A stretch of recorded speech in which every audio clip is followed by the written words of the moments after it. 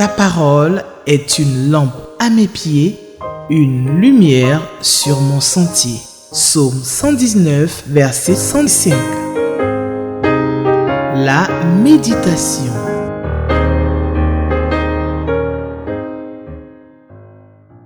Nous sommes samedi 27 juillet 2024, c'est la date d'aujourd'hui.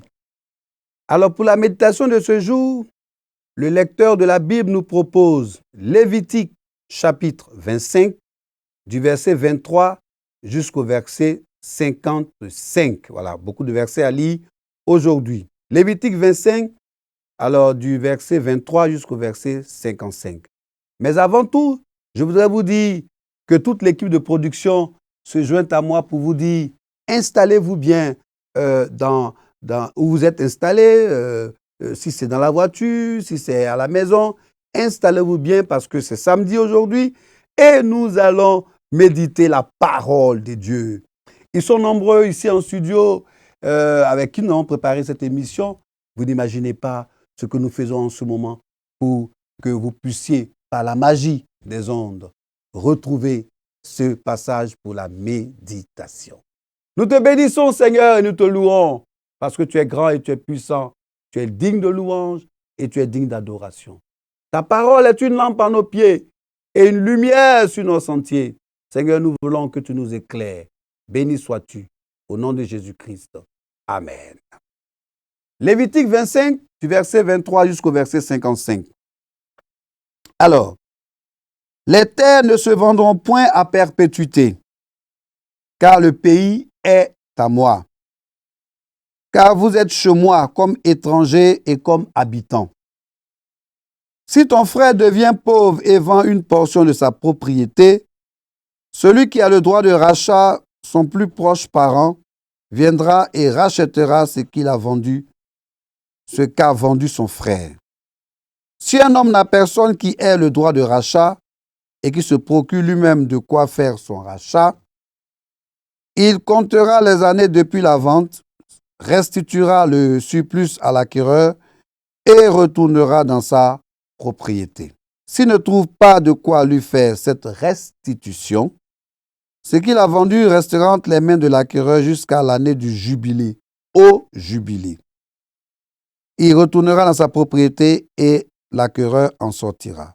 Si un homme vend une maison d'habitation dans une ville entourée de murs, il aura le droit de rachat jusqu'à l'accomplissement d'une année depuis la vente. Son droit de rachat durera 1 an. Mais si cette maison située dans une ville entourée de murs n'est pas rachetée devant l'accomplissement d'une année entière, elle restera à perpétuité à l'acquéreur et à ses descendants. Il n'en sortira point au jubilé. Les maisons des villages non entourées de murs seront considérées comme des fonds de terre. Elles pourront être rachetées et l'acquéreur en sortira au jubilé. Quant aux villes des Lévites et aux maisons qu'ils y posséderont, les Lévites auront droit perpétuel de rachat. Celui qui achètera des Lévites une maison sortira au jubilé de la maison vendue et de la ville où il la possédait. Car les maisons des villes des Lévites sont leur propriété au milieu des enfants d'Israël. Les champs situés autour des villes des Lévites ne pourront point se vendre, car ils en ont à perpétuité la possession. Si ton frère devient pauvre et que sa main fléchisse près de toi, tu le soutiendras.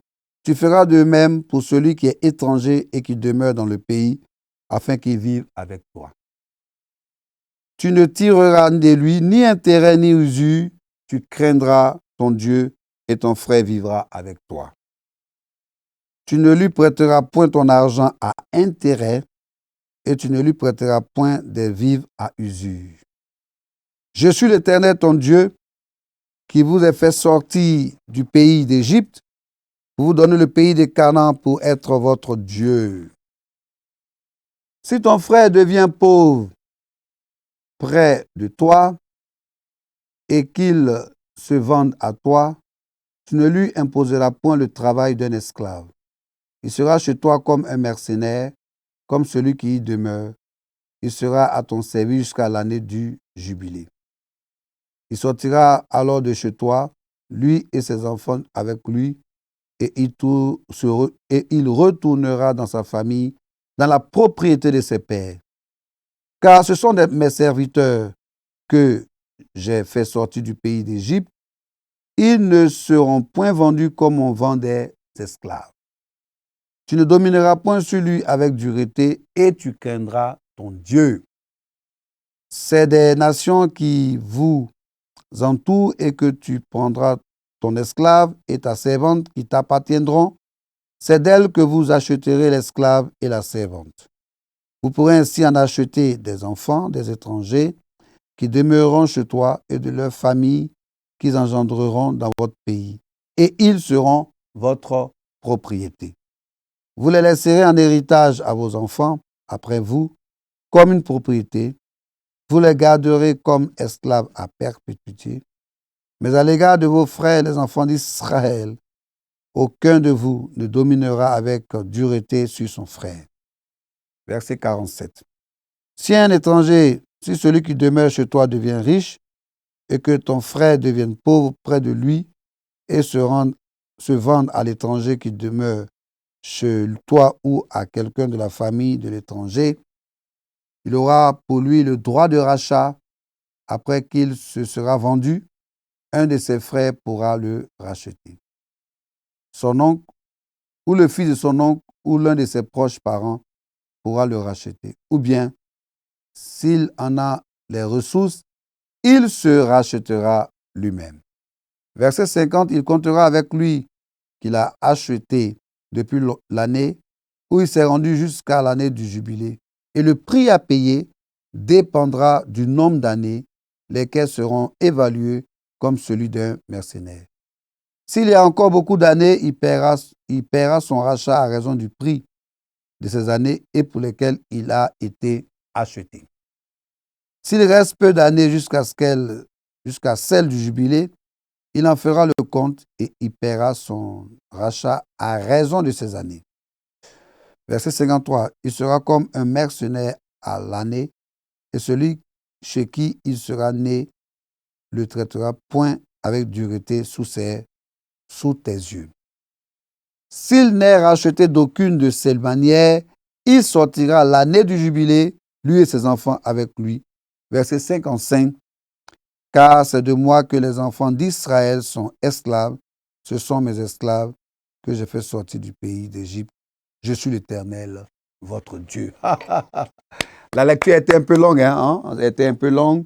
Verset 23 jusqu'au verset 55, vous voyez que c'est assez long, mais c'était important. Acclamons donc la parole du Seigneur. Les questions 2, 3 et 7 du lecteur, voici les questions qui nous seront posées. Alors, si nous évoluons, nous voyons que le lecteur nous a posé 3 questions, 2, 3 et 7. Évoluons, s'il vous plaît. Alors, le chapitre 25 du livre de Lévitique rassemble les lois qui, par leur thème et par les dispositions qu'elles mettent en place, posent la question de leur relation avec des traditions législatives plus anciennes de la Torah, mais également avec des textes législatifs du Proche-Orient ancien. D'accord? Eh bien, pour une meilleure compréhension, nous allons subdiviser ce passage, ce long petit passage, en 2 grands paragraphes. Alors, du verset 20 jusqu'au verset 38. Le pays est à moi. L'Éternel rappelle que le pays, là, c'est à lui. Et que vous êtes chez moi. Comme des hôtes, comme des locataires.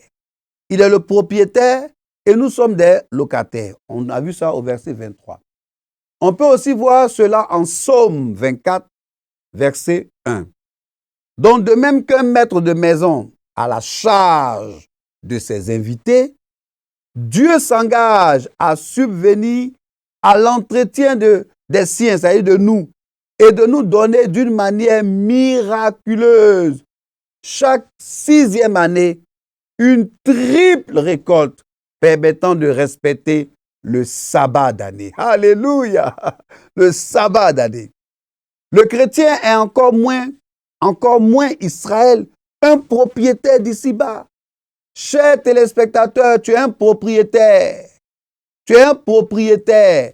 Je n'ai pas dit que tu as construit une maison, hein, mais tu es un propriétaire.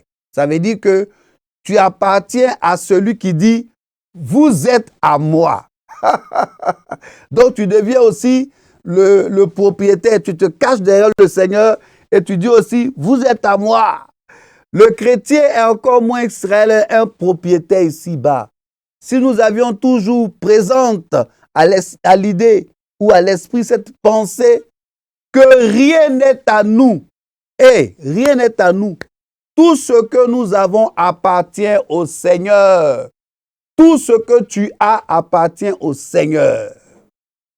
Vous voyez, il n'y a pas de convoitise à faire dans nos cœurs. Moins de disputes, s'il vous plaît. Ne nous disputons pas pour des choses vaines et inutiles. N'est-ce pas?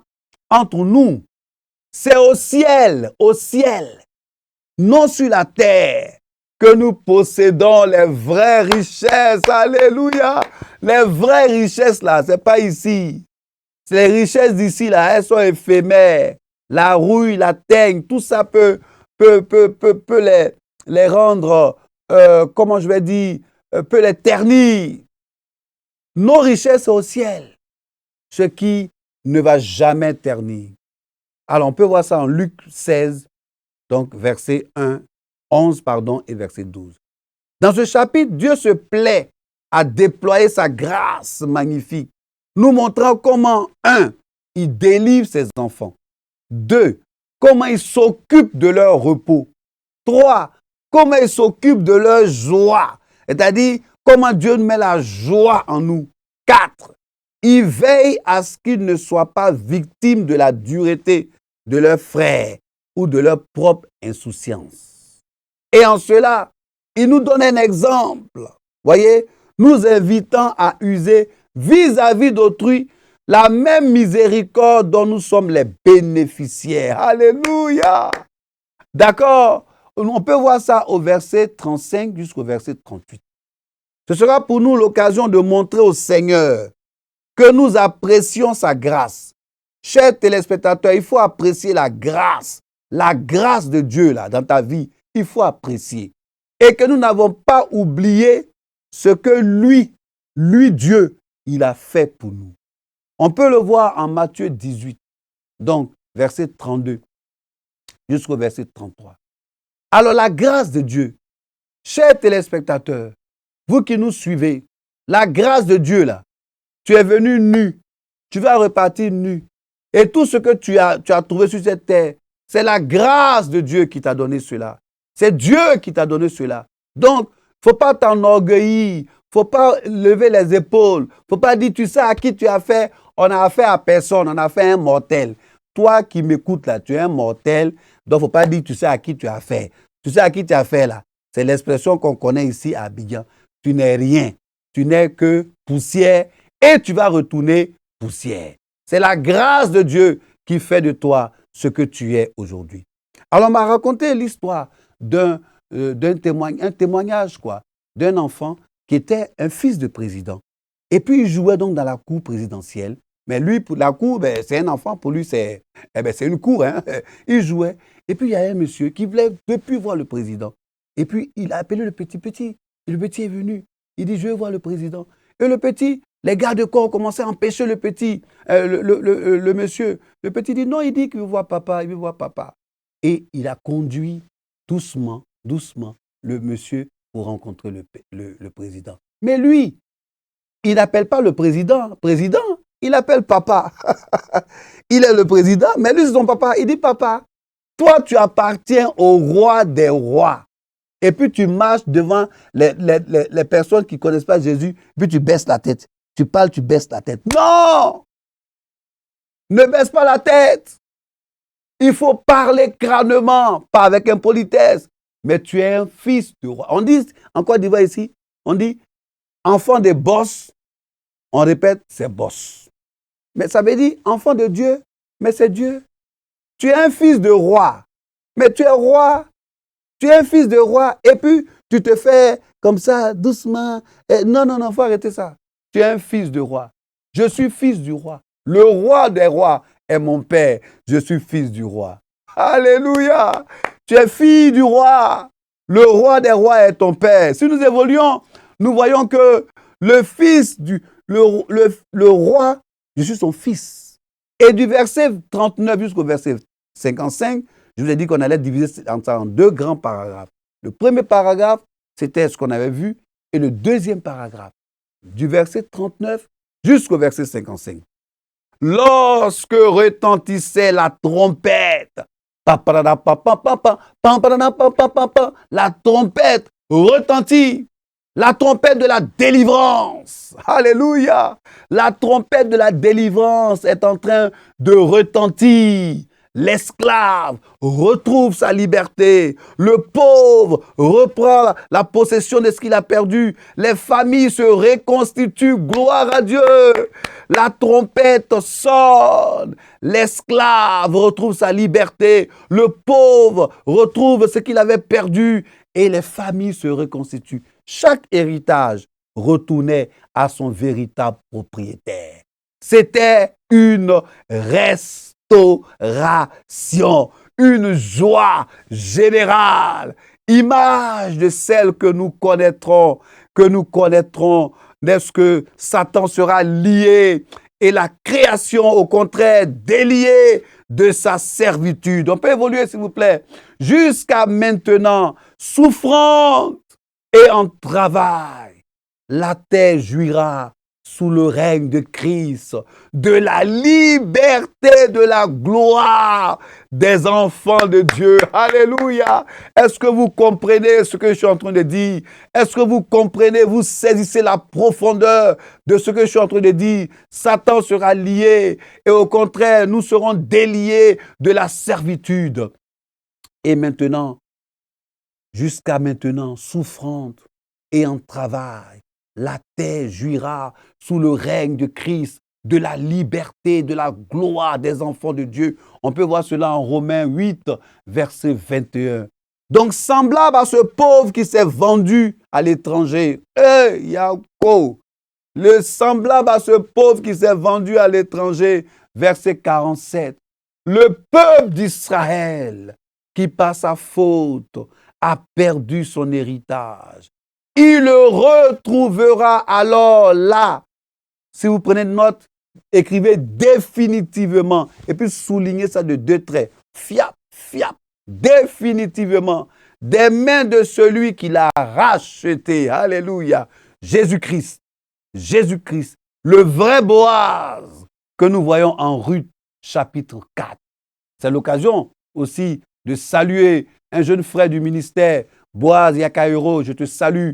Donc, Jésus-Christ, le vrai Boaz, en Ruth, chapitre 4. Si Dieu doit avoir le dernier mot, et il a le dernier mot, en ce qui concerne sa création, mais soyons certains et conscients qu'il veut aussi affranchir pleinement chacun de ceux qui lui appartiennent. Si Dieu doit avoir le dernier mot, la pensée du Seigneur est de nous restaurer dans la grâce. La pensée du Seigneur, là, c'est de nous restaurer dans la grâce en effaçant tout le passé. Alléluia! Ouh là là! Vous n'imaginez pas la joie débordante dans mon cœur. La joie est dans mon cœur, car Jésus m'a sauvé. Jésus m'a libéré, Jésus m'a délivré, Jésus a fait de moi une nouvelle créature, il a donné une boussole à ma vie. Dieu va restaurer par sa grâce en effaçant tout le passé. Il va nous faire jouir à nouveau de toutes ces richesses célestes. Chers téléspectateurs, si c'est ici seulement que nous voulons être riches, si nous voulons être riches de la richesse de la terre, si nous voulons être riches de la richesse de la terre, j'ai envie de dire, c'est peine perdue. C'est peine perdue. Le Seigneur n'est pas contre la richesse. Mais le Seigneur ne voudrait pas que nous nous attachions aux choses terrestres aux choses matérielles seulement et surtout aux choses éphémères et passagères. Le Seigneur voudrait que nous puissions nous accrocher à sa parole, nous approcher de sa parole, nous attacher à sa parole, de la méditer jour et nuit, de la méditer, de la mettre en pratique. Voilà ce que Dieu attend et attend de nous. Dieu attend de nous d'être des chrétiens, des chrétiennes qui passent du temps dans sa présence. Et les questions 2, 3 et 7 du lecteur, voici les questions qui nous sont posées. Question 2, est-ce que ce passage m'apprend quelque chose sur Dieu le Père, sur Dieu le Fils, sur Dieu le Saint-Esprit? Est-ce que ce passage m'apprend quelque chose sur Dieu le Père, sur Dieu le Fils, sur Dieu le Saint-Esprit? On a lu, c'est vrai, un long passage biblique, mais nous avons résumé cela en 2 grands paragraphes. Et tout y est, dans les 2 grands paragraphes, tout y est. La deuxième question, c'est, y a-t-il un exemple à suivre ou à ne pas suivre? Nous avons pu découvrir qu'il y a des exemples à suivre, il y a aussi des exemples à ne pas suivre. Et quelle vérité Dieu me révèle? Dieu me révèle quelle vérité? Et cela aussi, nous avons pu sortir les vérités. Alors, nous allons passer maintenant à la lecture du commentaire de la Bible, du lecteur de la Bible. Donc, le commentaire du lecteur de la Bible. Nous sommes aujourd'hui, samedi 27 juillet, et la Ligue pour la lecture de la Bible nous propose comme texte de méditation Lévitique 25, verset 23 jusqu'au verset 25. Et voici le commentaire. Règle pratique. Dieu rappelle à Israël que le vrai propriétaire du pays, c'est lui. Ils doivent donc faire preuve de bonne intendance. Dieu s'assure que les droits des pauvres sont respectés. Les terres peuvent être louées, mais jamais vendues pour toujours. Qui peut racheter le bail à tout moment, moyennant le paiement d'une compensation adéquate? Toutefois, chaque bail doit expirer l'année du jubilé. Il y a un changement de règle dans le cadre d'une maison existant dans une ville fortifiée. Dans les villes, la propriété n'est qu'un endroit pour vivre. Par conséquent, elle peut être achetée ou vendue plus librement, sans les mêmes restrictions que celles dans les régions rurales, qui, elles, disposent également des terres. Mais qu'en est-il des Lévites? Par ailleurs, aucune terre qui leur a été donnée par Dieu pour le soutien de leur ministère ne peut être vendue. Dans quelle mesure ce principe peut-il nous aider aujourd'hui pour soutenir le ministère des serviteurs de Dieu? C'est une question que le lecteur de la Bible pose. Ces commandements interdisent spécifiquement de tirer profit du malheur d'un pauvre, qu'il soit israélite, étranger ou simple habitant. Que leur demande Dieu? La bonté et la générosité de Dieu envers Israël sont un exemple à suivre. Voilà, tout à l'heure, nous cherchions des exemples à suivre. Voici un exemple à suivre. Je vous avais dit qu'en lisant le commentaire du lecteur, on allait en même temps, de façon insidieuse, répondre aux questions donc, du lecteur. Alors, nous allons partir avec toujours le commentaire, le traitement des esclaves, du verset 39 jusqu'au verset 54. Dieu se soucie des conditions de travail et il ne veut pas que les travailleurs soient exploités de manière excessive ou maltraités. De quel traitement jouissent ceux qui travaillent avec toi? Chers téléspectateurs, vous qui nous suivez, Si vous avez des personnes qui travaillent pour vous, à la maison, au travail, partout, au bureau, quel traitement jouissent-ils ou jouissent-elles ces personnes qui travaillent avec vous? Alors, à méditer, Lévitique 25, verset 55, que nous allons lire. Lisons Lévitique 25, verset 55. Alors, Lévitique 25, verset 55, « Car c'est de moi que les enfants d'Israël sont esclaves, ce sont mes esclaves que j'ai fait sortir du pays d'Égypte. Je suis l'Éternel, votre Dieu. » Alléluia!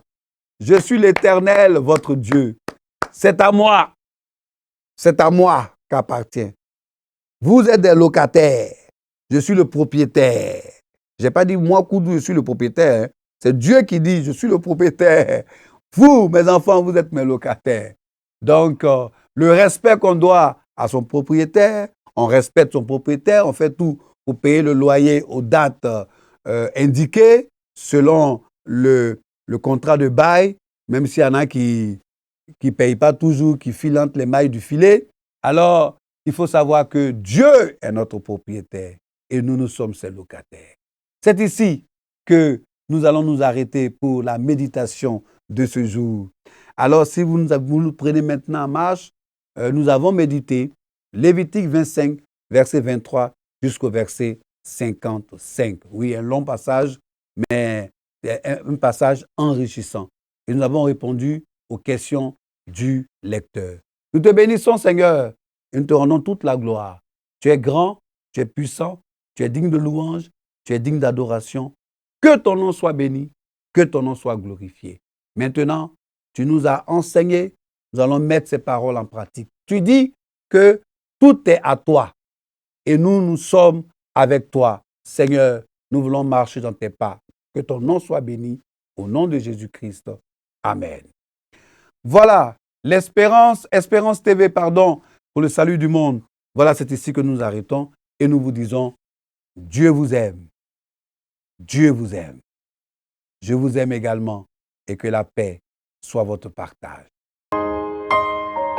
Ta parole est une lampe à mes pieds, une lumière sur mon sentier. Psaume 119, verset 105. La méditation.